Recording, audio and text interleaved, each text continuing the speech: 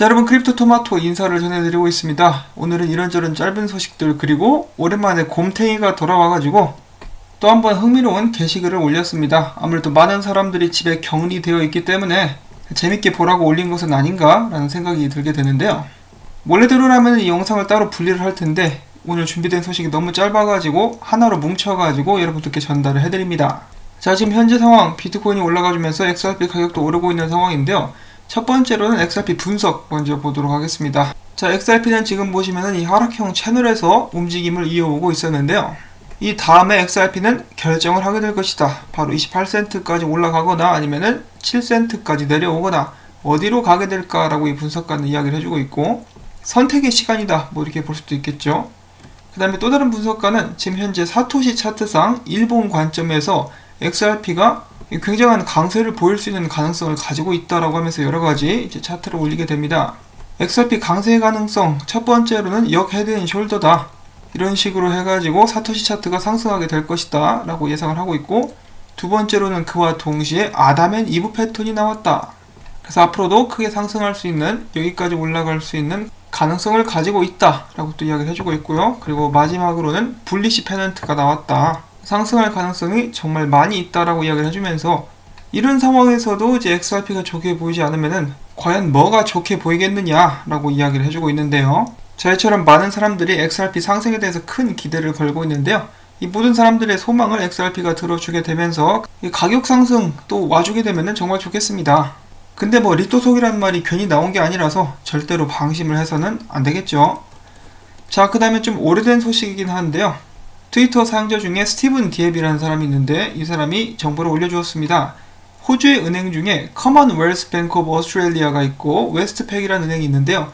이 두 은행 모두 리플사의 기술을 테스트하고 있다라는 것입니다. 그래서 호주의 송금로가 뚫렸는데 송금업체뿐만 아니라 리플사의 기술을 테스트하고 있었던 두 개의 은행들도 있었다라는 것이죠. 자, 그런데 이 소식 같은 경우는 사실 굉장히 오래된 소식입니다. 웨스트팩 같은 경우는 2015년에 이미 리플사의 기술을 테스트하겠다 하고 있다라고 이렇게 발표가 나왔었죠. 이게 굉장히 오래전에 나왔었던 소식이기도 해요. 자, 그러면 그거 좀 너무 오래된 거 아니냐, 더 이상은 이제 리플사와 관계가 없는 것이 아니냐라고 생각하실 수도 있겠는데요. 지금 보시는 자료는 2018년도 스웰 때 아침 미팅이 있었죠. 그때 웨스트팩이 참여를 하고 있었던 모습을 저희가 확인을 해볼 수가 있었습니다. 근데 뭐 또 별다른 업데이트는 나오고 있지 않은 상황이기도 하죠. 또 제가 얼마 전에 말씀을 드렸던 것처럼 저희가 모르는 것이 너무너무 많습니다. 일단 공식적으로 발표가 안 나버리면 저희들은 알 수 있는 방법이 없기 때문에 웨스트팩이라든지 커먼웰스 뱅크 오브 오스트레일리아 등등 리플사의 기술 테스트하는 곳들이 수도 없이 많을 것이고, 어떤 곳들은 이제 승인을 하지 않았을 수도 있지만은 어떤 곳들은 긍정적인 방향을 가지고 계속해서 테스트를 진행하고 있을 수도 있다는 것이죠.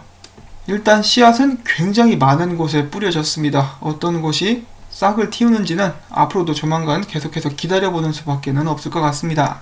자, 그 다음에 캐시 AA 이렇게 읽는 것이 맞는지는 모르겠는데요.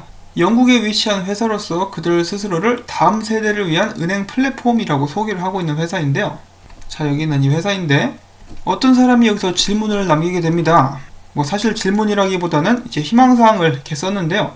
이제 리플사가 유로랑 인디안 루피, 영국 파운드와 인디안 루피 이 송금로드를 좀 열 수 있게 되면은 정말 좋겠다라고 이야기를 하니까 캐시 AA가 나와가지고 우리 역시 리플사가 그 송금로드를 열게 되는 대로 리플사의 기술로 그 송금로를 대체하는 것을 기대하고 있다.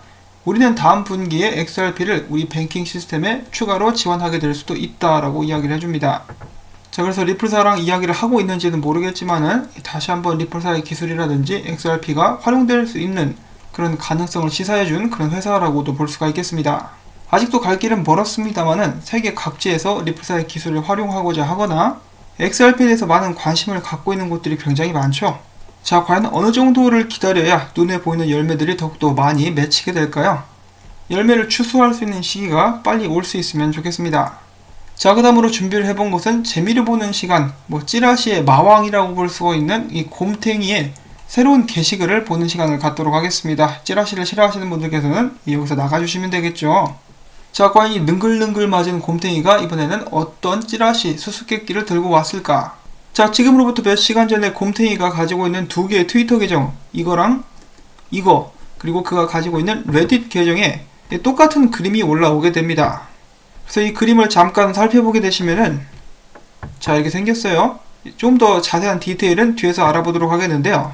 대략적으로 보면은 이 곰탱이 새로운 그림이 있는데요. 이 태양을 만원경으로 보고 있어요. 굉장히 위험한 행위를 하고 있는데 이런 것은 유치원 때 선생님께 안 배웠나 싶을 정도로 무책임한 행동을 하고 있고요. 그 다음에 빵용으로 보여지고 있는 이 기사가 칼을 이 빙산 위에 서 있는 왕에게 딱 겨누고 있습니다. 이 왕 같은 경우는 시선을 딴 데로 보고 있으면서 그동안에 그가 가지고 있었던 권력을 상징하는 부러진 막대기를 이제 좀 어떻게 수선하려고 하는 그런 모습을 보여주고 있고요. 그 다음에 배 끝에는 올빼미 한 마리가 서 있습니다. 앉아있는지 서 있는지 모르겠는데, 그 다음엔 그 뒤로 폭풍이 지나가는 것을 확인을 해볼 수가 있겠고요. 번개도 치고 있고, 이 바다 밑에는 이 몇몇의 책들이 가라앉아 있으며, 또한 여기에는 이 스페인 말로, 스페니쉬로 뭐라고 막 적혀 있습니다. 이것도 뒤에서 알아보도록 할 텐데요.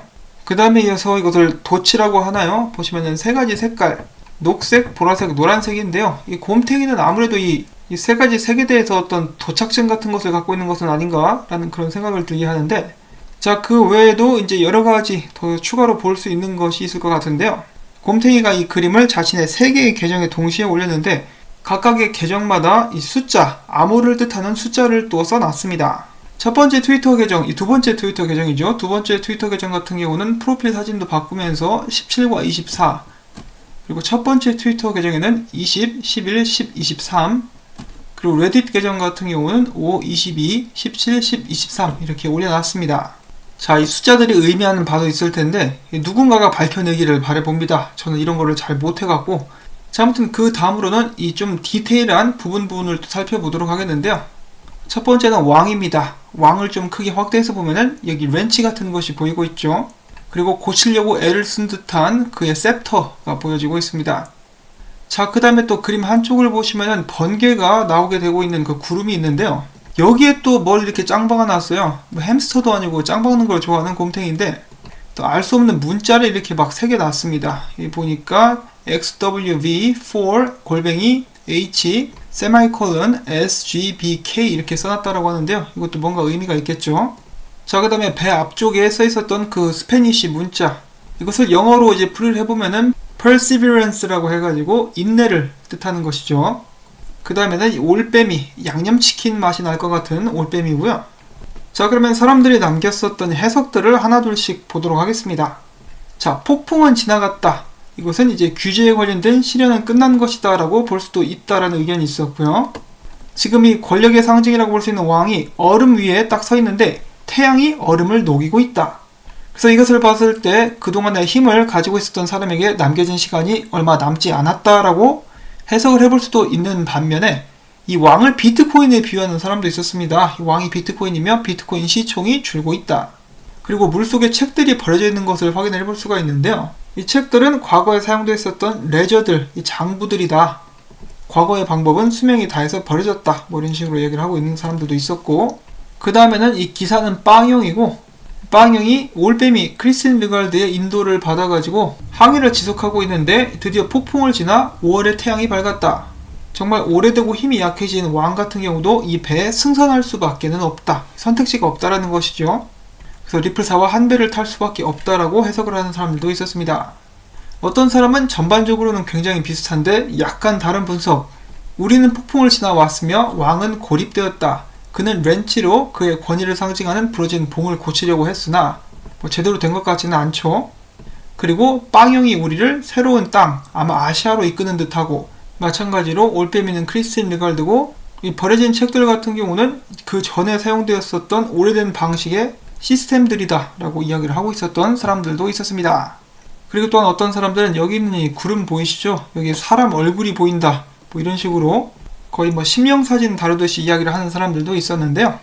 또한 추가적으로 여기 보여지고 있는, 일단 제가 배에 대해서 잘 모르겠지만은 이 닻을 내리는 것이라든지 혹은 노를 젓는 그런 구멍이라든지 이런 것의 숫자도 뭔가 의미가 있을 것이다 라고 사람들은 예측을 하고 있었습니다. 자, 이렇게 해가지고 곰탱이가 올린 새로운 그림, 이 그림에 대한 해석이나 부분을 살펴보는 시간을 가졌었습니다. 개인적으로는 다른 건 다 제쳐 두고서라도 이 폭풍이 지나갔다라는 것은 사실이었으면 좋겠습니다. 그동안의 고생을 사람들도 정말 많이 했는데 이제 좀 고생이 끝날 때가 되지 않았나라고 저는 바라보고 있고요. 그리고 또한 이 왕 같은 경우도 그동안에 잘 버텼는데 이제는 항복하고 리플사에 합류하는 쪽으로, 그런 방향으로 모든 것들이 이루어질 수 있으면 좋겠습니다. 자, 여러분들께서는 이 그림을 보셨을 때 어떤 부분을 찾으실 수가 있었나요? 재미있는 해석이 있으시면은 다른 사람들과 공유하기 위해서 올려주시면 좋겠습니다. 자, 오늘 이런저런 짧은 정보들과 곰탱이 그림까지 즐겁거나 유익하게 보셨다라면은 오늘도 저를 도와주신다는 의미에서 영상에서 재생되고 있는 CF들 한 편만이라도 CF가 마무리될 때까지 봐주시고요. CF를 제공하고 있는 회사 한 번씩 클릭을 해주셔도 저에게 정말 큰 힘이 될 것 같습니다. 요즘에 정말 다같이 힘든 시간인데요. 여러분들께서도 이제 부디 이 위기를 잘 헤쳐나가실 수 있기를 바라면서 전 다음에 또 새로운 소식 가지고 인사를 전해드리겠습니다. 안녕히 계십시오.